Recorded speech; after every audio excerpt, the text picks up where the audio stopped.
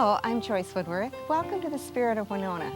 Today we're going to visit the home of Phil and Carolyn Larson and see their beautiful cottage garden. This garden lies in the backyard of one of Winona's most interesting residential corners. This corner is so unique because it is so unchanged from when it was first designed. The house, the wrought iron fence that wraps around it, and the carriage house in the back are all the original structures. Let's go in and meet Carolyn and take a closer look at this lovely cottage garden.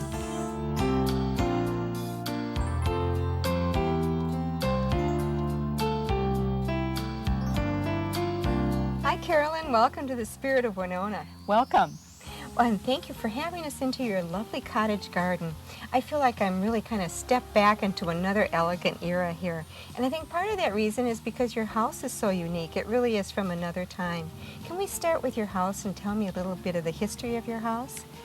Well, the house is an early Italianate style that was designed in 1869 by George Whitman with the help of some architectural help from Connecticut, from where he came. He first of all had come to the state of Iowa to, farm, and then decided that he wanted to be near the river because he was interested in lumbering.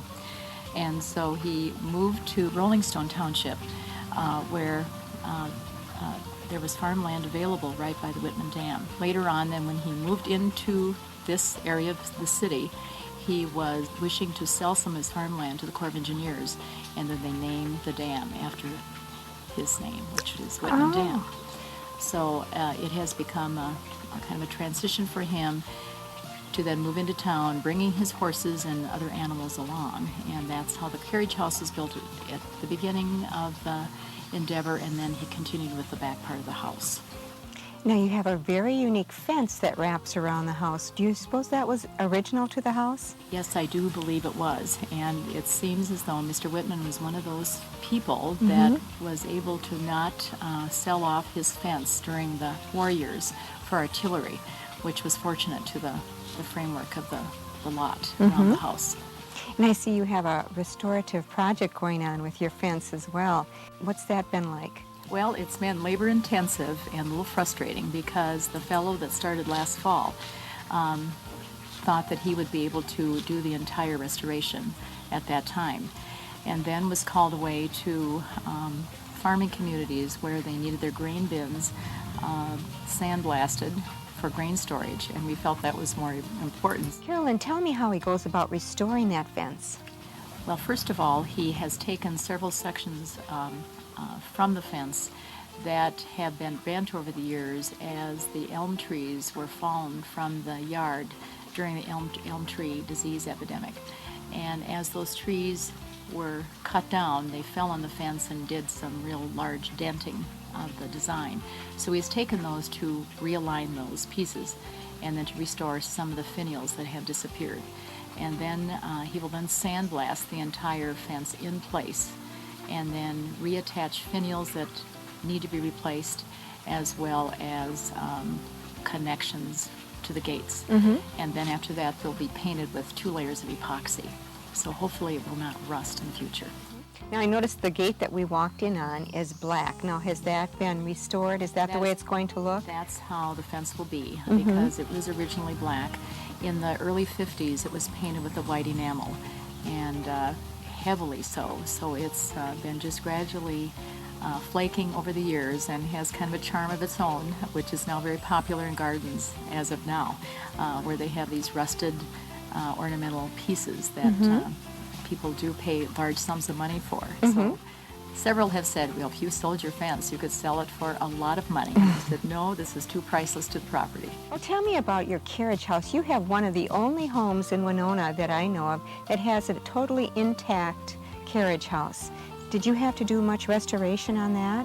Yes, we've had to do incredible exterior restoration. The back of the carriage house is completely restored with absolutely all new wood because the oak clapboards were just too crumbled. So my husband has ripped off all the old, which was cleared with the Historical Society of Minneapolis and St. Paul, and we completely redid that part. The front of the carriage house is yet to be replaced, and we're hopefully, with weather permitting, this fall, the heat subsiding, we may be able to get at the front of the carriage house. The interior of the carriage house is intact. It's original. It still has the wood planking. It has the horse hooves impression still in the wood, and so it's fairly charming, where it has now become a woodworking shop for my husband. Carolyn's husband Phil is the carpenter for her garden and is crucial to the charm of the overall look of the garden, the carriage house, and the main house. His woodworking skills can be seen in the wonderful window boxes on the house, which Carolyn has filled with colorful geraniums and other tasteful plantings that hang gracefully over the wood and match the color of the awnings, which hang under the heavy wood trim. The path alongside these windows leads to the carriage house in the back of the main house, and the enchanting appearance of it draws us to take a closer look. Phil has added window boxes under the old windows in their restored frames, and Carolyn has dressed the captivating entrance with flowers and hostas that seem to fluff out at the base like a bedskirt over a clean walkway of brick. Phil's carpentry skills are seen throughout the garden. The arbor in the center is his design, as are the Adirondack chairs which stand on the brick patio near the arbor. He has also made the wooden planters which stand throughout the garden, all with rich creative plantings of Carolyn's design. The harmonious nature of Carolyn's gardening skills and Phil's carpentry skills is extraordinary and is most apparent in the next item we talk about. This is a great table. Tell me about this. Well, this is kind of a result of an evening where you try and sleep at night and just can't quite get there, and your mind wanders, and I happened to think I needed a planter on the patio, but yet I wanted a garden table. So I thought, how can we combine the two? So I put my ideas on paper. My husband drew it out distinctly so he could put it together, and it became a reality. This part of the table lifts off, and then it becomes just a planter. And I wanted the floral arrangement below the glass to become as a tablecloth of florals arrangements, so I wouldn't have to worry about putting anything on the table itself. And it works very well. It's a beautiful design, it really is. What a clever Thank idea. Well, now let's move on to your garden. Now you've overtaken the whole backyard and made it into a beautiful garden. Tell me first off, why do you call it a cottage garden? Well, first of all, a lot of farm yards contain cottage gardens historically. And then I just personally appreciate a cottage garden because it gives you a lot of freedom to choose plantings and be fairly freewheeling with design as well. The only caution when you're doing a cottage garden is you're trying to do some design work, but yet you want to collect plants. And if you do too much collecting, it can become a little unwieldy. So it is one of those kind of complicated processes that gives you a fine line between chaos and order. But cottage gardening is, it gives you an open-ended opportunity to choose plants that you appreciate, use historical plantings and present contemporary ones that have become quite popular. Tell me about some of the easier flowers that you grow here in your garden in Minnesota. Well, some of the ones that are very easy that are present here are the Russian sage, the catmint, which is the nepeta that flows over the brick to soften the edges, the lamb's ear, the coreopsis, and also many of the different irises, yellow flag, which blooms in the spring. Those are very vigorous. And also the goldstem rudbeckia is a very stable, sturdy plant in all kinds of weather. At this time of the year, the goldstem rudbeckia is outstanding.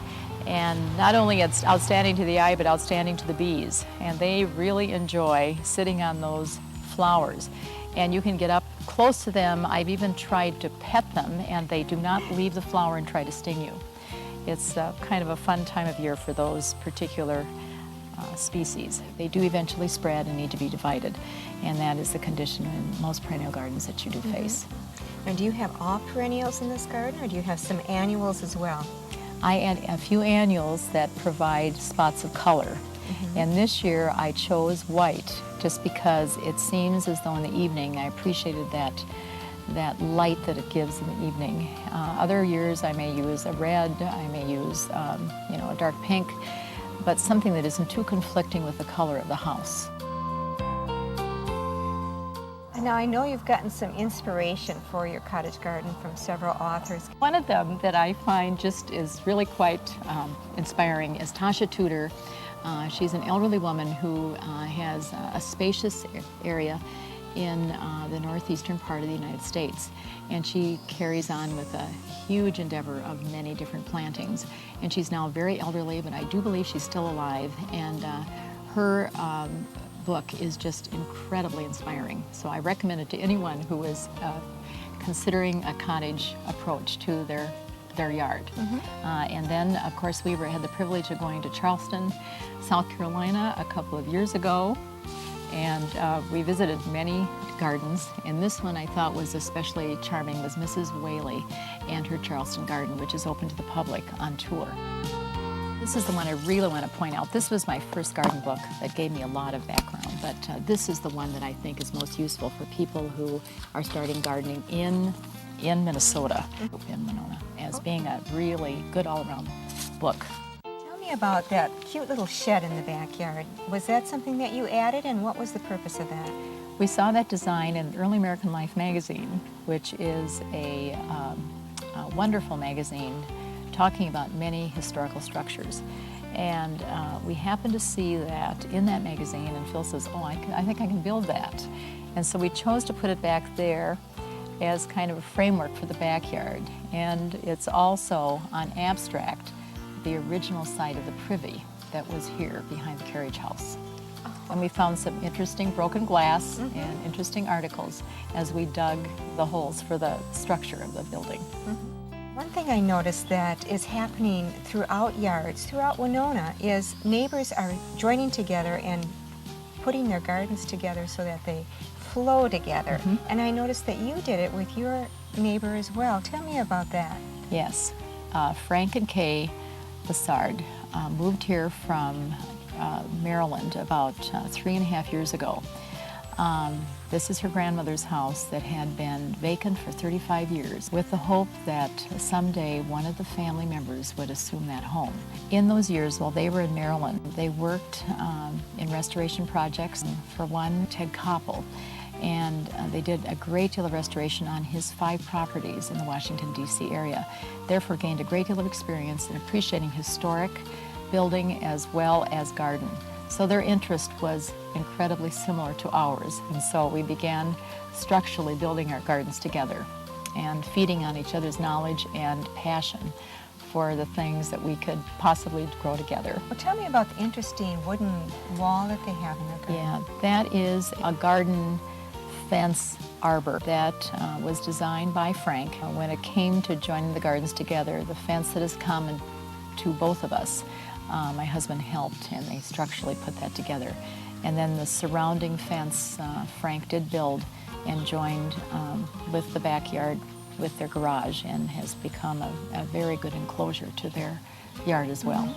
Tell me about your feelings about gardening, about your passion for gardening. Tell me about that. Well, it is just a nice, peaceful contrast to the end of an evening when you are at work all day in a hospital setting, where I'm at, and it is usually pretty tense. It's pretty busy, and it is a nice place to come after a busy day, such as at that particular type of work.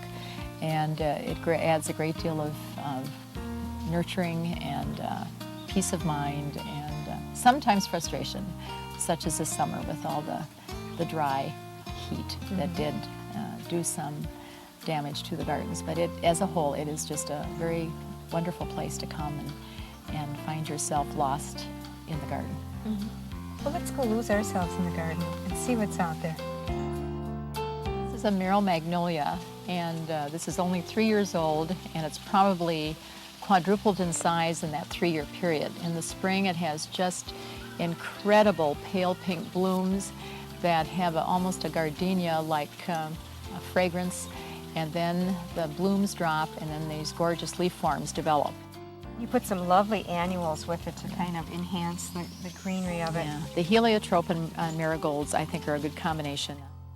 This is a lovely spot in itself. You've got your little garden shed over here, and you've got the carriage house, and you have some interesting plants in here. Can you describe some of them to us? Well, we have a hydrangea and hostas that are interspersed because they will thrive in dry soil. This is kind of the area that kind of survives on its own, where I don't have to give it much care. There's a lot of lady's mantle, which is just a wonderful ground covering plant, some porcelain vine on the fence. It's just an area that I can come back and appreciate because I really don't have to do much to care for it. Well, one of my favorites that's around the pond is this Rodgersia because it has just a very distinct leaf form that looks somewhat tropical, but is very, very hardy to this zone.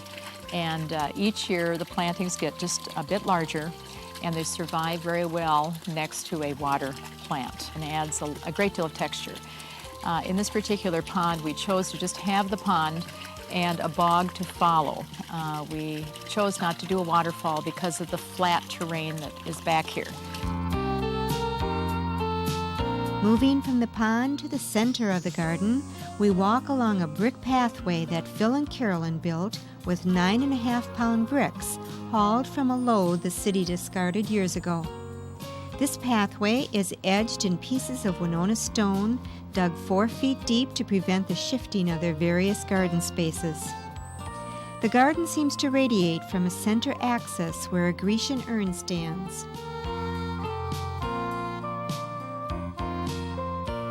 This called? It almost to me looks like a barrel cactus from a distance. It is just a green plant, and I believe it's a celokia, and it is a seed, reseeds every year, and in the fall of the year it becomes incredibly beautiful with red and pink fringed leaves.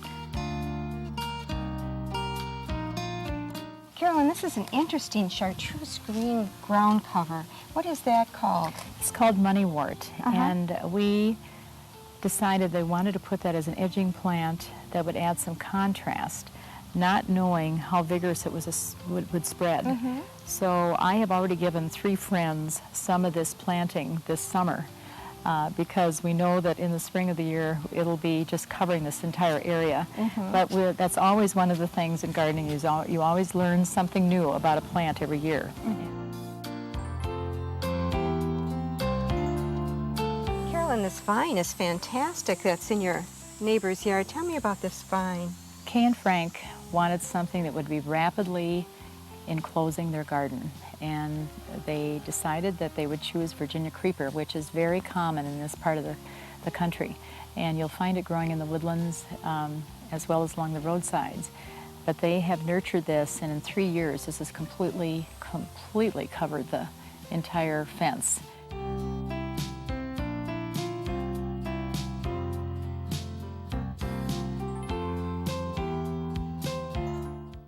We are very much a cooperative effort in this whole gardening effort, and is including in the herb garden as well.